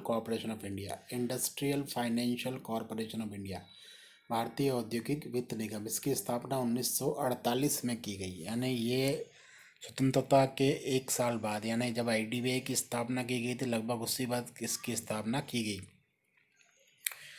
देश के औद्योगिक प्रतिष्ठानों के लिए यह भी मध्यमकालीन और दीर्घकालीन ऋण की व्यवस्था करता है। यानी ये भी जो औद्योगिक प्रतिष्ठान है उसके लिए मध्यमकालीन दीर्घकालीन ऋण देता है। 1956 का जो कंपनी अधिनियम है उसमें इसे कंपनी 1993 में बना दिया गया ना। 1993 में इसे आईएफसीआई लिमिटेड कर दिया गया। आईएफसीआई को पीएनबी में विलय किया जाने का प्रावधान भी है। यानी इसका प्रावधान था बीच में आईएफसीआई को पीएनबी में विलय करने का। एक दूसरा जो औद्योगिक ऋण उपलब्ध कराने वाला महत्वपूर्ण बैंक है वो है भारतीय औद्योगिक ऋण और निवेश निगम लिमिटेड, आईसीआईसीआई लिमिटेड, जिसको आप आईसीआईसीआई बैंक के नाम से जानते हैं। इसकी स्थापना 1955 में कंपनी अधिनियम में की गई थी। यानी कंपनी अधिनियम जो पहले का था 1949 का, उसके तहत इसकी स्थापना 1955 में की गई थी। दूसरा, निजी क्षेत्र में लघु और मध्यम उद्योगों के विकास के लिए की गई। यानी लघु और मध्यम, ये बड़े उद्योगों को जो है ऋण सुविधा नहीं देता और लघु और मध्यम उद्योगों को ही ऋण सुविधा उपलब्ध कराता है। तीसरा, निगम ऋण पत्रों के आधार पर दीर्घकालिक और मध्यकालिक ऋण देता है, अल्पकालिक ऋण ये नहीं देता। ऋण पत्रों के आधार पर दीर्घकालिक मध्यकालिक ऋण अंशों का अभिदान करता है और उनके अंशों और ऋण पत्रों की नई श्रृंखला का अंतर्लेखन करता है। बॉन्डों और ऋण पत्रों का क्रय करता था रूपों में होने वाले भुगतानों की गारंटी देता है। सबसे महत्वपूर्ण विशेषता है विदेशी मुद्रा में ऋण मंजूर करता है। यानी ये विदेशी मुद्रा के अंदर यानी कितने डॉलर का ऋण दिया जा रहा है इसमें ऋण मंजूर करता है। वर्तमान में आईसीआईसीआई का आईसीआईसीआई बैंक में विलय हो चुका है तथा बैंक ऑफ राजस्थान का आईसीआईसीआई बैंक में विलय हो गया है। यानी आईसीआईसीआई का जो आईसीआईसीआई बैंक में विलय कर दिया और बैंक ऑफ राजस्थान का भी आईसीआईसीआई बैंक में विलय कर दिया गया है। तीसरा जो एक प्रकार है राज्य वित्त निगम, जिसको एसएफसी, स्टेट फाइनेंस कॉरपोरेशन भी कहते हैं। एसएफसी राज्य स्तर पर छोटे और मध्यम उद्योगों के लिए उन्नयन के लिए कार्य करता है। संतुलित क्षेत्रीय वृद्धि, अधिक निवेश, अधिक रोजगार और उद्योगों में व्यापक स्वामित्व में सहायक होता है। यानी ये छोटे जो उद्योग हैं, छोटे मध्यम उद्योग है राज्य स्तर पर, उसमें ऋण सुविधा उपलब्ध है। इस समय 18 स्टेट फाइनेंस कॉरपोरेशन है। 17 स्टेट फाइनेंस कॉरपोरेशन की स्थापना 1951 में की गई थी और एक स्टेट फाइनेंस कॉरपोरेशन की स्थापना 1949 में चेन्नई में की गई थी। यानी सर्वप्रथम जो स्टेट फाइनेंस कॉरपोरेशन था वो 1949 में चेन्नई में स्थापित हुआ। उसके बाद में 1951 में दूसरे 17 SFC की स्थापना की गई थी। तीसरा है राज्य वित्त निगम सावधि ऋण, इक्विटी, डिबेंचर में प्रत्यक्ष अंशदान, एक्सचेंज बिलों की भुनाई और गारंटी के रूप में उद्योगों को सहायता प्रदान करता है। यानी ये सावधि ऋण देता है, लंबी अवधि के ऋण देता है, इक्विटी डिबेंचर में अंशदान करता है और गारंटी के रूप में भी उद्योगों को सहायता प्रदान करता है। राज्य औद्योगिक विकास निगम, state industrial development corporation, SIDCS कहते हैं इसको, SIDCS, state industrial development corporations. राज्य सरकारों ने अपने पूर्ण स्वामित्व अधीन कंपनियों के रूप में राज्य औद्योगिक विकास निगम की स्थापना, यानी राज्यों ने अपने स्वामित्व, यानी जो राज्य के अंतर्गत उद्योगों के विकास के लिए एक राज्यों ने यह निगम बनाया है जिसका स्वामित्व राज्यों के हाथ में। इस समय देश में 26 निगम कार्यरत हैं, 26 SIDC कार्यरत है। इनका उद्देश्य क्या है कि औद्योगिक क्षेत्र का विकास करना, बाजार सुविधाओं की व्यवस्था करना तथा नए विकास केंद्र, यानी मुख्य रूप से जो उद्योगों का विकास से संबंधित जो भी क्षेत्र है कि औद्योगिक क्षेत्र का विकास, औद्योगिक क्षेत्र की वस्तुओं के लिए बाजार बनाना और नए विकास केंद्र की स्थापना करना, ये इसका उद्देश्य है।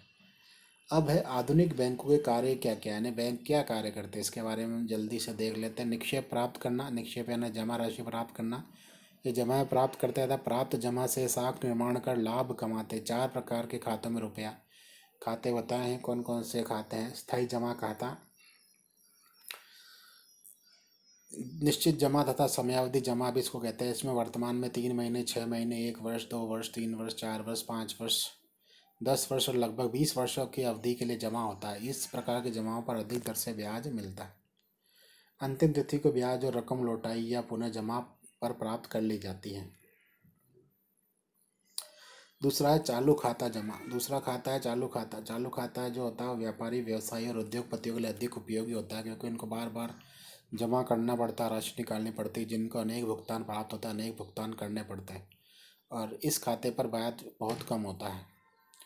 बचत खाता जमा, अल्प बचतों को प्रोत्साहन देकर साधारण जनता के खाते जमा राशि प्राप्त की जाती है, जिससे पूंजी निर्माण को बढ़ावा मिलता है। जमाकर्ताओं को बचत की प्रेरणा मिलती, बचत की सुरक्षा होती है तथा बचतों पर ब्याज का लाभ मिलता है। सावधि खाते से ब्याज दर इसकी कम होती है। ये खाते नौकरी पेशा, सरकारी कर्मचारी और छोटे व्यापारी होते अधिक उपयुक्त है। भारत में व्यापारिक बैंक बचत बैंक है, जबकि पश्चिमी देशों में बचत बैंक अलग है। डाकघर बचत बैंक भी इसमें शामिल है। यानी जब दूसरे देश में है वहाँ पर जो बैंक है बचत बैंक वो अलग से है और व्यापारिक बैंक अलग से है, लेकिन भारत में व्यापारिक बैंक बचत बैंक ही है। घरेलू बचत खाता, तिजोरी अथवा घरेलू बचत डिब्बों में एकत्रित जमा को बैंक के कर्मचारी महीने के प्रारंभ में घरों से एकत्र करते हैं। इनको खाते में जमा करके कुछ ब्याज भी देते हैं। खाता बचत आदत विकसित करते हैं। भारत में प्रथा डाकघर बचत खाता और बैंकों में प्रचलित है। वर्तमान में ये कार्य नहीं किया जा रहा है। ऋण देना, ये दूसरा महत्वपूर्ण कार्य है। बैंक कम ब्याज दर पर रुपया जमा करते हैं और अधिक ब्याज दर पर वो उधार देते हैं। उधार देते समय जमा धन की सुरक्षा का भी ध्यान रखते हैं। बैंक अग्र प्रकार से उधार या ऋण देते हैं। पहला ऋण या अग्रिम, उचित जमानत के आधार पर निश्चित अवधि के लिए ऋण और अग्रिम देते हैं। यानी पहले गारंटी रखते हैं, कोई संपत्ति या जमानत रखते हैं, उसके आधार पर निश्चित अवधि ऋण अग्रिम देते हैं। ऋण को बैंक ग्राहक के खाते में जमा करता है। संपूर्ण ऋण वापसी पर ही ऋण का अंत माना जाता है। ब्याज दर अधिक होती है, ब्याज कुल रकम पर लगता है। अधिविकर्ष ओवरड्राफ्ट, बैंक केवल अल्पकाल के लिए विश्वास पात्र चालू खाता वाले ग्राहकों को जमा से अधिक रकम निकालने की सुविधा देता है। जो अधिविकर्ष है यह सुविधा केवल चालू खाता जमाकर्ताओं को ही मिलती है। ऋण और अग्रिम किसी को भी दिया जा सकता है। अधिविकर्ष में सरकार की नीति, RBI या CBI की नीति तथा ग्राहक की साख को ध्यान में रखा जाता है। यानी ओवरड्राफ्ट है जो केवल विश्वास पात्र व्यक्ति बैंक का विश्वास पात्र व्यक्ति अच्छा ग्राहक ही निकाल सकता है, जिससे और वो भी आरबीआई और सीबीआई की ऋण नीति और ग्राहक की साख के आधार पर वो निकाल सकता है। तीसरा है नगद साख। इसमें बैंक व्यापारिक माल, स्वीकृत प्रतिनिधि अंश और बॉन्ड आदि की जमानत पर ग्राहकों को एक निश्चित मात्रा में ऋण देता है। ग्राहक ऋण चुकाकर जमानत वापस ले सकता है, यानी कोई जो व्यक्ति है वो अपनी जमानत देकर, किसी प्रकार की कोई जमानत देकर ऋण ले सकता है और निश्चित तिथि पश्चात वो ऋण वापस चुकाकर या ब्याज वापस चुकाकर अपनी जमानत वापस ले सकता है। इसमें बकाया राशि का ही ब्याज लिया जाता है, जो राशि बकाया रहती है उस पर ही ब्याज लिया जाता है। नगद साख किसी को भी दी जा सकती है, जबकि अधिविकर्ष चालू खाता ग्राहकों को ही दे, यानी जो ओवरड्राफ्ट होता है वो चालू खाते ग्राहकों के लिए होता है। नगद साख जमानत पर कुछ अधिक ब्याज दर नगद साख जमानत पर भी दी जाती है और कुछ अधिक ब्याज दर पर दी जाती है, जबकि अधिविकर्ष जो दिया जाता है बिना जमानत के आपातकाल के लिए, तो नगद साख के मुकाबले कम ब्याज पर वो दिया जाता है। बिलों और हुंडियों की कटौती या भुनाना। बैंकों द्वारा अपनी जमाओं का सर्वाधिक भाग व्यवसायिक बिलों और हुंडियों के रूप में विनियोजित होता है। ये वे साख पत्र जो उधार भेजे गए माल के भुगतान या वायदे या आदेश के रूप में निश्चित अवधि में दें। विक्रेता भुगतान जल्द नकद में चाहता है, जबकि क्रेता भुगतान निश्चित अवधि के बाद देना चाहता है। बैंक दोनों की इच्छा पूर्ति करता है। विक्रेता बिल या हुंडी को बैंक से कटौती करा लेता है या भुनाता है। बैंक इसमें उल्लेखित राशि की में से भुगतान अवधि तक का ब्याज काटकर विक्रेता को तत्काल नकद भुगतान कर देता है और देय तिथि को क्रेता से भुगतान प्राप्त कर लेता है। अगर क्रेता निर्धारित तिथि पर इस बिल या हुंडी का भुगतान नहीं करता तो बैंक विक्रेता को उत्तरदायी ठहराकर उससे उसकी रकम वसूल करता है। बैंकों द्वारा साख निर्माण। व्यापारिक बैंक साख निर्माण करते हैं। जमा से ऋण और ऋण से जमा उत्पन्न होने पर साख निर्माण प्रक्रिया निरंतर चलती रहती है। भारत में आरबीआई नोट निर्गमन करता है तथा साख निर्माण में योगदान देता है। चौथा, नोट निर्गमन का कार्य। पत्र मुद्रा विकास की प्रारंभिक अवस्था में अनेक व्यापारिक बैंक नोट निर्गमन करते थे। 1935 से पूर्व इंपीरियल बैंक, एसबीआई वर्तमान में व अन्य बड़े प्रेसिडेंसी बैंक नोट निर्गमन करते थे। 1935 से आरबीआई यह करता है। प्रत्येक देश में केंद्रीय बैंक वर्तमान में नोट निर्गमन का कार्य करता है। बैंकों की एजेंसी अथवा प्रतिनिधित्व संबंधी कार्य। प्रतिनिधि के रूप में बैंक कुछ सेवाएं निःशुल्क और कुछ सेवाएं साधारण शुल्क पर प्रदान करते हैं। प्रतिनिधि संबंधी मुख्य कार्य निम्न है: चेक, हुंडी, बिल, साख पत्रों का भुगतान। एकत्रित करके इनको संग्रहण कर ग्राहकों के खाते में जमा कर देता है। स्थानीय सेवाएं निःशुल्क और बाहर के साख पत्रों के लिए शुल्क वसूल किया जाता है। ग्राहकों के भुगतान प्राप्त करना। ग्राहकों के लाभांश, ब्याज, किराया, कमीशन आदि की राशि एकत्रित कर ग्राहक के खाते में जमा करने का कार्य बैंक करता है। साख पत्रों का भुगतान। क्रेडिट कार्ड का भुगतान भी एक प्राप्त करता है और ग्राहक के खाते में जमा करता है।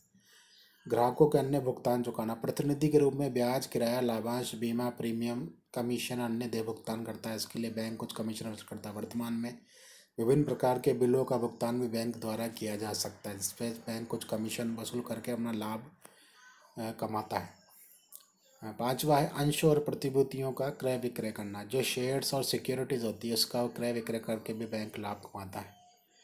सातवां है धन का हस्तांतरण प्रेषण, यानी ड्राफ्ट या हस्तांतरण द्वारा धनराशि एक जगह दूसरी जगह भेजता है। आरटीजीएस और नेफ्ट द्वारा भी यही कार्य किया था। अभिगोपन। बैंक अपने व्यावसायिक ग्राहकों द्वारा निर्गमित अंश पूंजी या ऋण पत्र बेचने में असमर्थ रहे तो बैंक स्वयं खरीद लेता है। इससे कंपनियों को तो समय पर धन प्राप्त हो जाता है और बैंक को कमीशन मिलता है।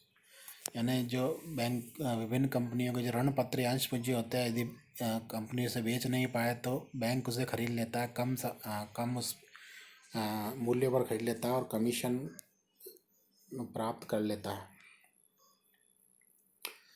ट्रस्टी, प्रबंधक और मुख्तियार, अटॉर्नी के रूप में कार्य करना। बैंक अपने ग्राहकों के आदेश पर उनकी संपत्ति की व्यवस्था, विभाजन या प्रबंध का दायित्व उठाता है और उनकी वसीयतों को मृत्यु उपरांत कार्यरत करता है। न्यायालय और अन्य आदेशित कार्यों में भी प्रतिनिधित्व करता है। सामान्य उपयोगी सेवाएं। इसके अतिरिक्त ये तो मुख्य कार्य थे, सामान्य सेवाएं भी वो करता है। इसमें विदेशी मुद्रा का क्रय विक्रय। भारत में यह कार्य व्यापारिक बैंक और विदेशी बैंक की शाखा द्वारा किया था। दूसरा, आंतरिक और विदेशी व्यापार का अर्थ प्रबंध। बैंकों के अल्पकालीन ऋण में व्यापार के अर्थ प्रबंध का कार्य महत्वपूर्ण है। वह ये कार्य बिलों, हुंडियों, साख पत्रों के क्रय विक्रय कटौती द्वारा करते। तीसरा, यात्री चेक और साख पत्रों की व्यवस्था करना। चौथा है संपत्ति और मूल्यवान वस्तुओं के लॉकर्स की सुरक्षा देना, यानी लॉकर्स भी बैंक उपलब्ध कराते हैं। पांचवा है आर्थिक आंकड़ों का संकलन करना। आरबीआई त्रैमासिक, छमाही और वार्षिक रिपोर्ट प्रस्तुत करता है। ये आंकड़े भी ये संकलित करते हैं, संकलन करने का कार्य में उपयोगी होते हैं। छठा, वित्तीय विषयों पर परामर्श और सलाह देता है। ये विभिन्न ग्राहकों को वित्तीय विमर्श व परामर्श और सलाह देता है। सातवां, साख संबंधी सूचना। व्यापारी और बैंक एक दूसरे की आर्थिक स्थिति और वित्तीय सुदृढ़ता की जानकारी चाहते हैं ताकि भावी भुगतानों के बारे में विश्वास हो जाए और नुकसान से मुक्ति मिल जाए। ग्राहकों की ओर से विनिमय बिल को स्वीकार करना। जब बैंक ग्राहकों के लिए कार्य करते हैं तो ऋणदाता को ऋण की साख में विश्वास हो जाता है। इससे व्यापार का विस्तार हो जाता है। व्यक्तिगत साख। कभी कभी बैंक ग्राहकों को ऐसी वस्तुओं के उपभोग को संभव बनाते हैं जो सामान्य बचत से संभव नहीं हो पाती है। जैसे उपभोक्ता ऋण देना, किस्तों पर भुगतान के आधार पर स्कूटर, रेफ्रिजरेटर, मशीनें, अन्य सामान्य गारंटी द्वारा विक्रय की व्यवस्था करना। आर्थिक विकास में बैंकों की भूमिका या महत्व। पहला, बचतों को प्रोत्साहन देना। दूसरा, पूंजी निर्माण करना। तीसरा, विनियोग और अर्थ प्रबंध करना। चौथा, साधनों में गतिशीलता उत्पन्न करना। पांचवा, मुद्रा प्रणाली में लोच एवं कीमतों में स्थायित्व करना। उचित और नियंत्रित साख नीति से आज की वित्त व्यवस्था। प्रतिनिधि के रूप में बैंक सार्वजनिक ऋण जनता से संग्रह करते, वित्तीय परामर्श देते, ऋण प्रदान कर आर्थिक विकास में सहयोग करते। सातवां, क्षेत्रीय आधार पर कोषों का उपयुक्त वितरण करना। आठवां, बहुमूल्य धातुओं की बचत और विनिमय का सस्ता साधन है। बहुमूल्य धातुओं की बचत और विनिमय का सस्ता साधन भी है बैंक। नवा है मुद्रा हस्तांतरण सुगम, सस्ता और शीघ्र बनाना। मुद्रा का हस्तांतरण सुगम, सस्ता और शीघ्र बनाते हैं। प्रतिनिधित्व और परामर्श भी ये देते हैं और रोजगार में वृद्धि भी करते हैं। धन्यवाद। अगले अध्याय में हम पढ़ेंगे कि बैंक या बैंकिंग व्यवस्था का विकास भारत में कैसे हुआ और रिजर्व बैंक क्या है और उनके कार्य क्या है। आगे चलकर अध्याय में हम अध्ययन करेंगे।